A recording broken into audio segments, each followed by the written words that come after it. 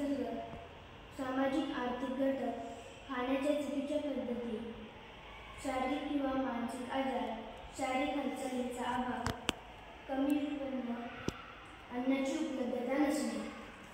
कुपोषणाचे परिणाम. पहिला, शारीरिक विकास खुंटणे, म्हणजेच मुलांमध्ये वाढ खुंटते आणि शरीर अशक्त होते.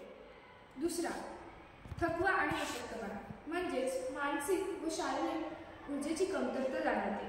तिसरा, रोगप्रतिकारशक्ती कमी होणे, म्हणजेच शरीर लवकर आजारी पडते आणि आजारातून बरे होण्यास जास्त वेळ लागतो.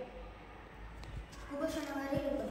पहिले, संतुलित आहार व सकस आहार. प्रथिने, कर्बोदके, जीवनसत्वे व खनिजे यांचा समावेश असलेला आहार म्हणजे संतुलित आहार. जेवण चुकवू नका. दिवसातून 3 वेळा लहान जेवण व 2 ते 3 वेळा स्नॅक्स खाण्याचे लक्षात ठेवा. जीवनसत्वे व खनिजे यांच्या गोळ्या. डॉक्टरांच्या सल्ल्यानुसार जीवनसत्वे व खनिजे यांच्या गोळ्या किंवा सप्लिमेंट घ्या. डॉक्टरांचा सल्ला. कुपोषणाच्या तीव्रतेनुसार डॉक्टर योग्य उपचार आणि आहार सुचवतील.